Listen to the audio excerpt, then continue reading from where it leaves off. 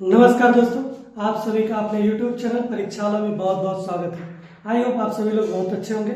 जैसा कि हम लोग परसेंटेज चैप्टर की पढ़ रहे थे और 9 क्लास हमारी हो चुकी है, आज 10वीं क्लास होगी और अब हम लोग परसेंटेज चैप्टर को फिनिश करने की तरफ बढ़ रहे हैं और धीरे धीरे सारे कॉन्सेप्ट आप लोगों के क्लियर होते गए होंगे आई होप। और हम लोग इस चैप्टर को कंप्लीट करने के बाद अगला चैप्टर कोई जो आप लोगों के एग्जामिनेशन के दृष्टिकोण से बहुत ही इंपॉर्टेंट होगा उसको शुरू करेंगे। उससे पहले हम लोग इस चैप्टर को देखते हैं कि ये 10वें पार्ट में हमारे क्या क्या क्वेश्चंस बहुत इंपॉर्टेंट है, उसके पार्ट को हम लोग करवाएंगे। जैसा कि पहला इसमें हम लोग देखते हैं कि भिन्नों पर आधारित प्रश्न, एक हमारा ये बचा हुआ है और एक जनसंख्या वाला बचा हुआ है, 2 चीज, और एक टॉपिक और बची हुई है जिसपे कि हमारे जो मूल्य, कोई भी मूल्य अगर बढ़ा दिया जाता है तो उसकी खपत इतनी कम हो जाती है। इस टाइप के क्वेश्चन के हमारे बचे हुए हैं, ठीक है। अब उसको हम लोग अगले पार्ट में देख लेंगे। उससे पहले आज हम लोग इस पैटर्न के क्वेश्चन को देखते हैं और ये पैटर्न आज हम लोग फिनिश करके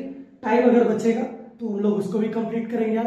लेकिन जैसा कि हमारे पास समय का कम रहने की वजह से आज हम लोग देखेंगे इतना ही पार्ट को, नेक्स्ट पार्ट को हम लोग कल देखेंगे। आइए हम लोग देखते हैं, किसी भिन्न के अंश को 40% बढ़ा देने पर, हर को 40% घटा देने पर 1/2 प्राप्त होता है, तो मूल भिन्न ज्ञात कीजिए। हम लोग सिंपल सा ही मान लेते हैं कि यक्स माना, हमारी भिन्न क्या है, माना भिन्न, मूल भिन्न क्या लेते हैं इसको, माना मूल भिन्न is equal to x upon y. हम यही मान लेते हैं कि यक्स अपान वाई हमारा क्या मूल भिन्न है। ये कह रहा है कि अंश को 40%, यानी कि यक्स को बढ़ा दिया जा रहा है, यानी कि 140 यक्स, यानी कि हमारा कितना है, हम लोग मानते हैं कि 100 होगा, लेकिन जब हम लोग 100 का 40% निकालते हैं तो यहाँ 40 आएगा। और वो कह रहे हैं कि 40% बढ़ाने पर, यानी कि हमारा बढ़ाने के बाद कितना हो जाएगा, 140 यक्स।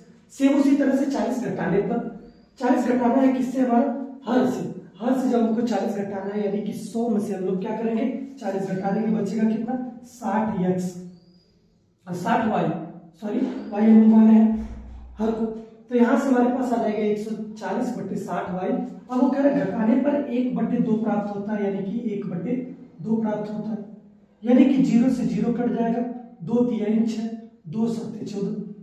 अगर हम लोग इसको यक्स अपान वाई की बात करते हैं तो यहाँ से क्या जाएगा, क्रॉस मल्टीप्लाई हो जाएगा, 3/7 × 2 14, यानी कि 3/4 ही हमारी क्या होगी, मूल भिन्न होगी। आइए क्वेश्चन आप लोग समझ में आ गया होगा, ठीक है। अगर ये क्वेश्चन आप लोगों के समझ में आ गया हो तो हम लोग अगले प्रश्न की ओर चलते हैं। अगला प्रश्न ये कह रहा है, किसी भिन्न के अंश को 20% बढ़ा देने पर और हर को 22% घटा देने पर 12/13 प्राप्त होता है, तो मूल भिन्न ज्ञात कीजिए। सेम वही काम इसमें भी करना है, माना मूल भिन्न equal to x upon y, ठीक है।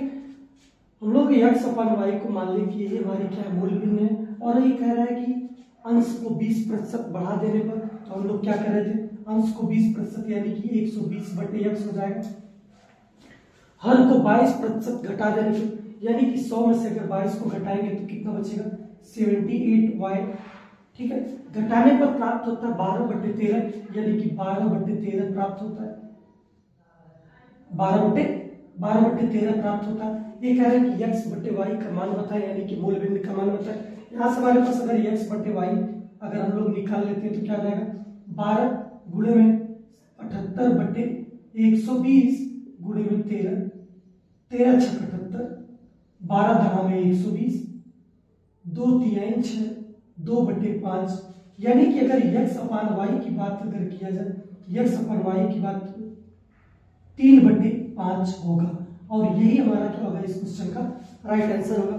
आइए पे क्वेश्चन भी आप लोगों को समझ में आ गया होगा। ऐसे छोटे छोटे क्वेश्चन आपके एग्जामिनेशन में पूछे जाते हैं, आप लोग इसका प्रैक्टिस कीजिए, सॉल्व कीजिए, और जैसे कि आप लोग एग्जामिनेशन में अच्छे से अच्छा मार्क्स गेन कर पाएंगे, ठीक है। आइए हम लोग देखते हैं यक्स का अगला प्रश्न, यक्स का 60% बराबर वाई का 15% हो तो यक्स अपान वाई, वाई का यक्स कितना प्रतिशत होगा। और y का 10% कितना होगा, इसी को हमको सॉल्व करना है। तो हम लोग इसको देखते हैं, x का 60% यानी कि x का 60% बटे 100 बराबर y का 15% यानी कि 15% हटाएंगे तो क्या हो जाएगा 100। क्या यहाँ तक समझ में आया आप लोगों को?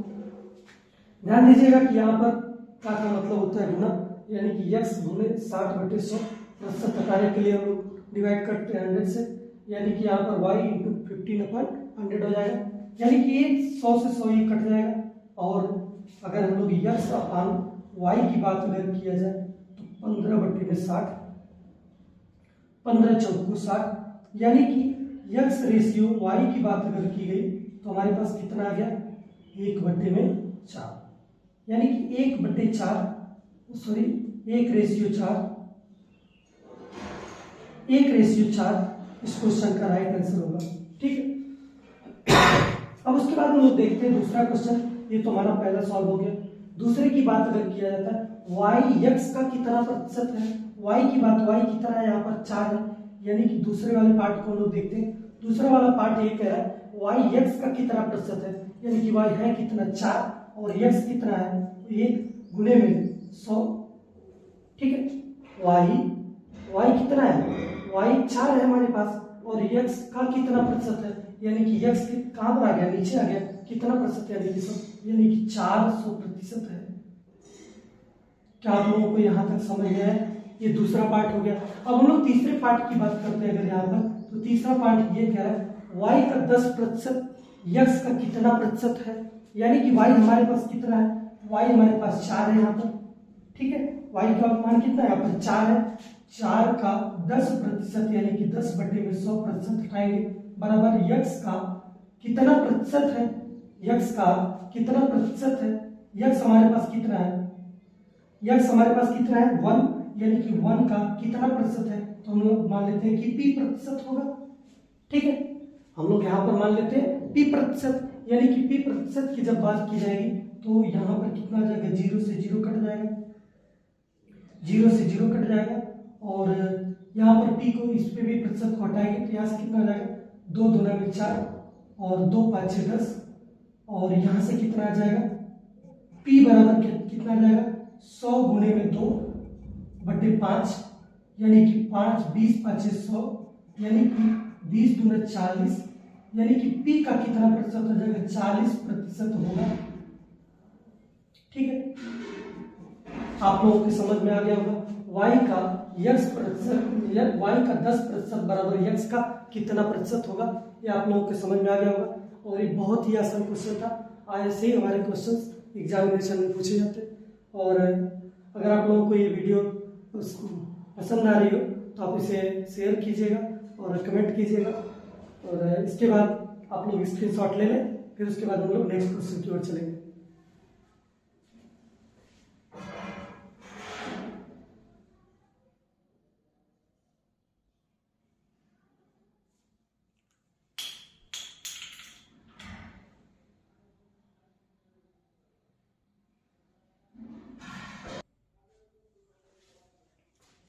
आइए हम लोग नेक्स्ट क्वेश्चन की ओर चलते हैं।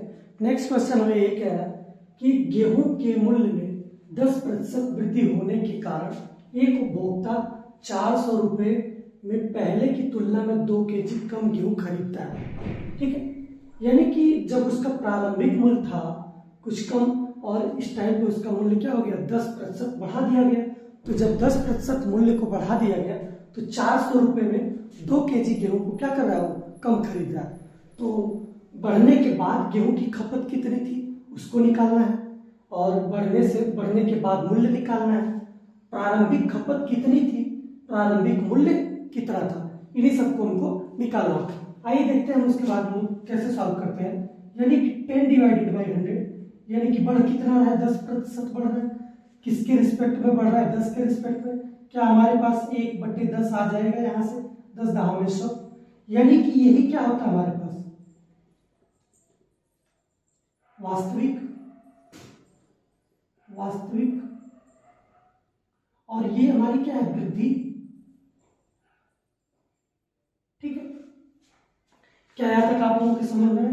ठीक, अब वो कह रहा है कि जब इतनी बातें हो गई कि वास्तविक हमारा कितना है 10 यूनिट है और प्रारंभिक जो वृद्धि हो रही है कितनी हो रही है 1 यूनिट की हो रही है।